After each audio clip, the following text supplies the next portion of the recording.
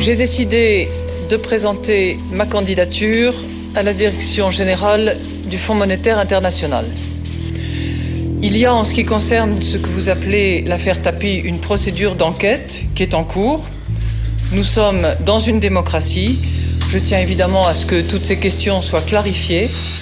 J'ai toute confiance dans cette procédure, tout simplement parce que j'ai la conscience parfaitement tranquille et que j'ai toujours agi à la fois dans le strict intérêt de l'État et dans le respect total de la loi. Une ministre officiellement sereine. Christine Lagarde reste candidate à la direction du Fonds monétaire international. Pourtant, le 10 mai dernier, saisi par le Parti socialiste, le procureur général de la Cour de cassation a demandé à la Cour de justice de la République d'ouvrir une enquête contre elle pour abus d'autorité dans l'arbitrage favorable à Bernard Tapie. Autrement dit, la justice pourrait enquêter pour savoir si Christine Lagarde, ministre en exercice, a abusé de son pouvoir en octobre 2007 en confiant le différend financier entre Bernard Tapie et le Crédit Lyonnais à un tribunal arbitral privé qui condamnera la banque à verser 245 millions d'euros à Bernard Tapie et 45 autres millions pour préjudice moral. Une décision qui a fait scandale. Aujourd'hui, on se demande si ce recours à un tribunal privé était bien légitime. Pour ce professeur de droit, c'est plutôt surprenant. Si l'irrégularité du recours à ce tribunal arbitral était établie, juridiquement établie, confirmée, à ce moment-là, on retournerait devant les juridictions étatiques. Et on recommencerait tout à zéro. Et on recommencerait tout à zéro. Laurent Mauduit, journaliste d'investigation, dénonce lui un véritable scandale d'État. Le recours à un tribunal arbitral privé est pour lui totalement illégal, surtout lorsqu'il s'agit d'une entreprise publique face à un particulier. Si vous prenez l'article 14 de la Déclaration des droits de l'homme, donc c'est vraiment les valeurs constitutives de notre République, l'article 14 dit que tout citoyen a le droit de contrôler par lui-même ou par l'intermédiaire de ses représentants, en clair les députés, les élus de la nation, l'usage des fonds publics. Donc le principe démocratique, c'est un principe de transparence. Être respectueux de la Déclaration des droits de l'homme et économe des deniers publics, la sagesse était que la justice ordinaire fasse son œuvre. Légal ou pas, tout se jouera le 10 juin prochain. La Cour de justice de la République dira si elle ouvre ou non une enquête à l'encontre de la ministre des Finances. Charles Courson, Maurice Lantourne, bonsoir. Nous venons de voir un reportage de l'excellent Christophe Kulikowski à propos de la polémique suscitée par l'arbitrage rendu dans ce qu'il est convenu d'appeler l'affaire Bernard Tapie. Un arbitrage qui, compte tenu des sommes considérables en jeu et de la procédure qui a été rendue, nous a conduit à nous poser la question. L'affaire Tapie, une indemnisation scandaleuse, avec un point d'interrogation. J'ai souhaité en parler avec vous, messieurs. Vous, Charles Courson, vous êtes député maire du nouveau centre de la Marne, conseiller référendaire à la Cour des comptes, ancien juge suppléant de la Cour de justice de la République. En septembre 2008, vous avez contesté devant la commission des finances de l'Assemblée nationale la légitimité de l'arbitrage dont on vient de parler, rendu en faveur de Bernard Tapie. Et, je crois que vous continuez à suivre l'affaire. Alors je vous pose la question, simplement en préambule. L'affaire Tapie, une indemnisation scandaleuse selon vous? Oui, parce que cette affaire a coûté 400 millions aux contribuables français. Et ces 400 millions sont le fruit d'euros, sont le fruit d'un arbitrage. Et je conteste le recours à l'arbitrage. Je conteste juridiquement, parce qu'il y a un article dans le Code civil, qui est l'article 2060, qui interdit à l'État, pour des affaires internes à la France, de recourir à l'arbitrage. Il y a un deuxième argument qui est un argument politique. Il faut absolument empêcher tout gouvernement de recourir à l'arbitrage dans des affaires internes. Pourquoi ? Ça veut dire qu'un ministre de la République, le ministre de l'économie en l'occurrence, refuse la justice de son pays et dit « je préfère une privatisation ». C'est monstrueux.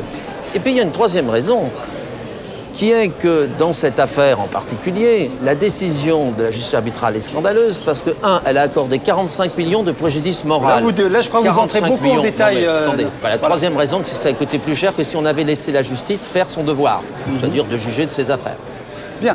Je suppose que vous n'êtes pas de cet avis, maître Maurice Lantourne, parce que vous êtes avocat spécialisé en droit des affaires, mais vous aussi ancien avocat de Loïc Le Floch-Prigent. Vous êtes l'avocat de Bernard Tapie dans l'affaire qui l'oppose au Crédit Lyonnais et concernant la vente d'Adidas. 15 ans de bataille devant les tribunaux pour évaluer les torts et les préjudices. Alors je vous pose la même question. L'affaire Bernard Tapie, une indemnisation scandaleuse, selon vous? Alors sûrement pas. Le scandale, c'est la façon dont Bernard Tapie et ses sociétés ont été spoliées par la banque.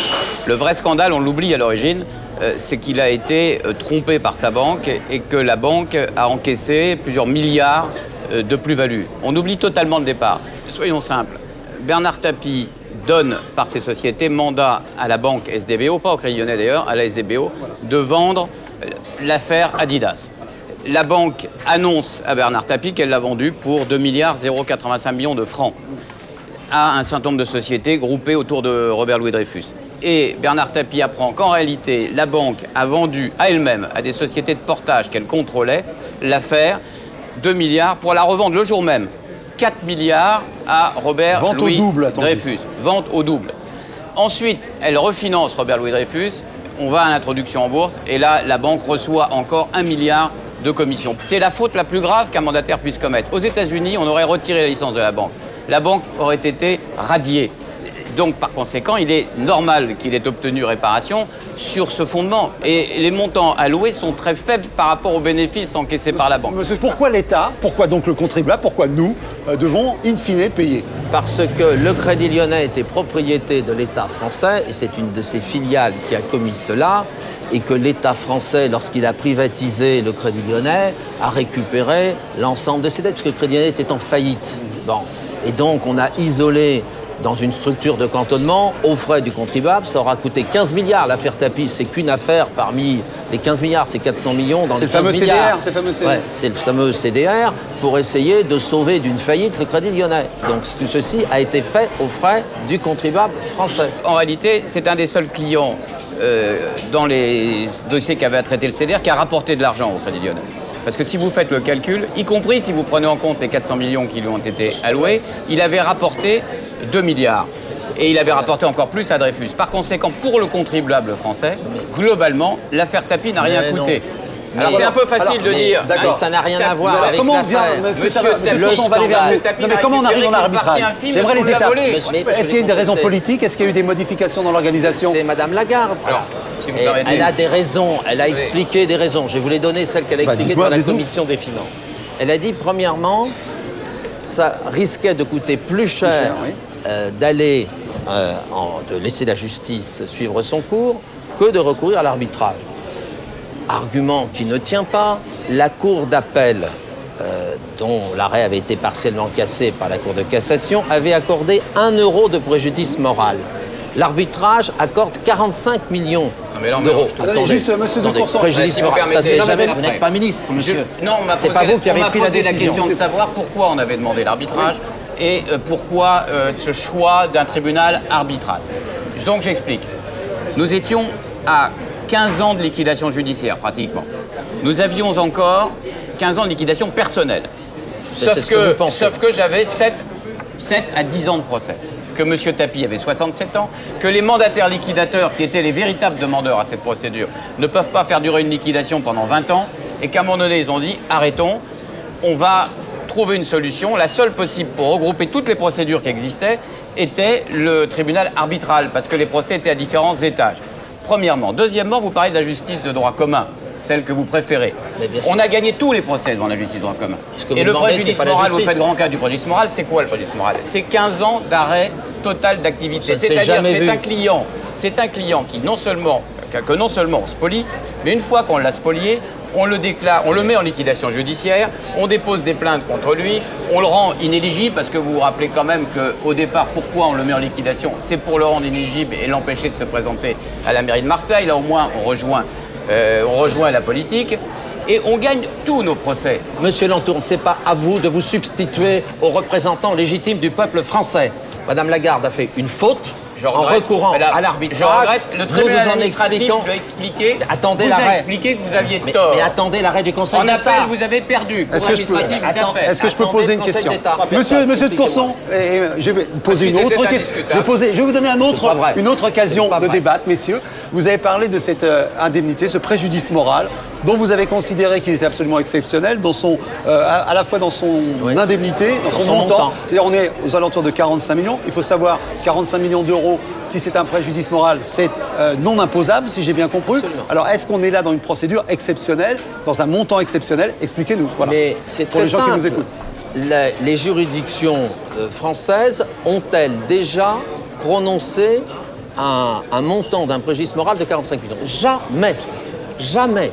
Vous me posez la question du statut fiscal de ces sommes, totalement exonérées.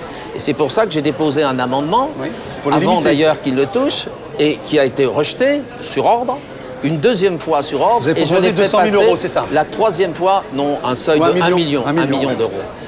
Et la troisième fois, il a été adopté. Mais la somme qu'a touchée monsieur et madame Tapie, c'était avant, et donc ça ne s'est pas appliqué. Alors qu'il aurait été voté la première fois, ça se serait appliqué. Permettez-moi de répondre. Oui, bien sûr. Bah, oui. D'abord, Bien votre sûr. amendement, il n'a pas été rejeté sur ordre, il a été racheté parce qu'il était illégal, parce qu'il était ad nominem. Il s'appelait d'ailleurs l'amendement Tapie. Absolument Il s'appelait pas. l'amendement Vous l'avez Tapie pas et lu. il ne pouvait pas être rétroactif. Bien Vous sûr l'avez que pas je l'ai lu. lu. Deuxième point, on fait effectivement une discussion, il y a une discussion sur le préjudice moral. C'est quoi? En l'occurrence, une banque qui vous spolie, c'est-à-dire qui prend votre argent à votre place.